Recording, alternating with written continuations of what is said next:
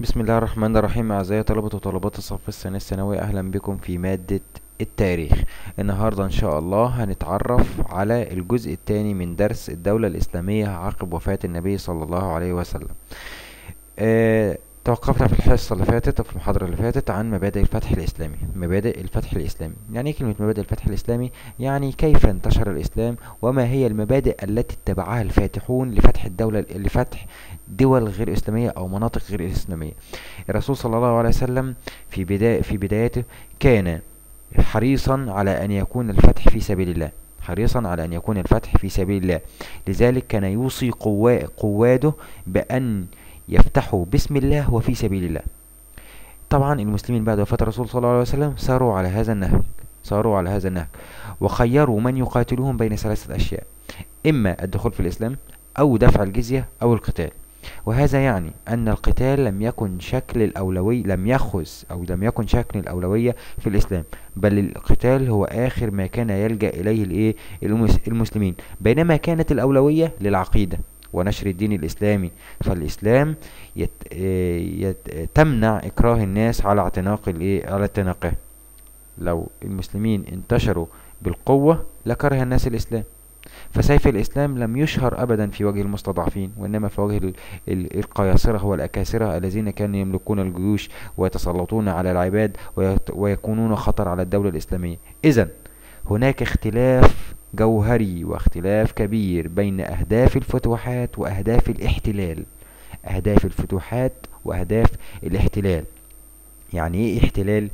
الاحتلال هو تجهيز جيش إلى أو إخضاع مناطق بهدف السيطرة عليها وتكوين إمبراطورية واستغلال مواردها واستغلال طاقتها. أما الإسلام فلم يكن ذلك. فالإسلام فالإسلام لم يهدفوا أبدا إلى بناء إمبراطوريات، لم يهدفوا أبدا إلى إخضاع الشعوب ولا السيادة على تلك البلاد ونهب خيراتها واستغلال الطاقات والنفوذ إليها.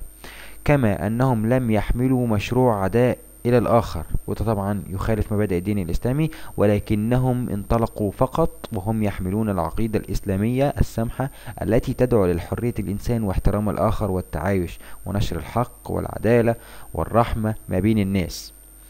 كما أن الفتوحات الإسلامية هدفت إلى تحقيق الوحدة مع الخارج ومساواته بنفسه من خلال العقيدة الإسلامية التي تقضي بذلك.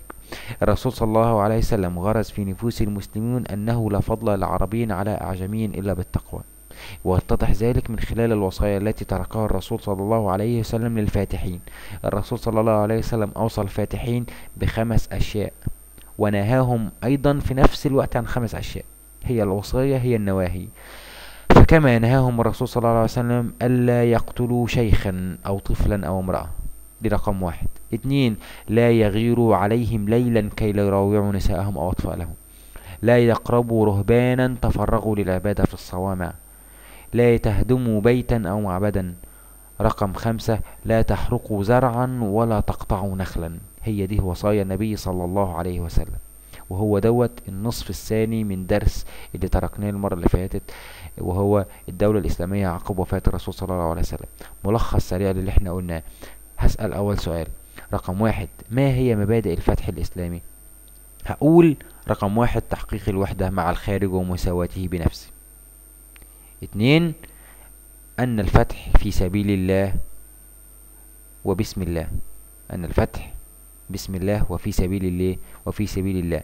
رقم 3، أن القتال لم يشكل أو لم يكن يأخذ شكل الأولوية في الإسلام. دي رقم 3. خلاص، يبقى الإسلام فتح ب3 مبادئ. رقم 1 أن يكون الفتح في سبيل الله. 2، أن القتال لم يأخذ شكل الأولوية. رقم 4، تحقيق الوحدة مع الخارج. السؤال الثاني المهم: ما هي وصايا الرسول صلى الله عليه وسلم للفاتحين؟ هقول: لا تقتلوا شيخا أو طفلا أو امرأة. لا تغيروا عليهم ليلا كي لا يتروعوا النساء والأطفال. رقم 3، لا تقربوا رهبانا لا تفرغوا للعبادة. رقم 4، لا تهدموا بيتا أو معبدا. رقم 5، لا تحرقوا زرعا ولا تقطعوا نخلا. بكده نكون انتهينا من من الدرس الأول في الوحدة الثانية، وهو درس الدولة الإسلامية عقب وفاة الرسول صلى الله عليه وسلم. للي ما تابعش الدرس هيلاقي اللينك بتاع الحصة الأولى موجود تحت أسفل الفيديو. شكرا لحسن الاستماع، أرجو من أنكم تكونوا استفدتم. شكرا وإلى اللقاء.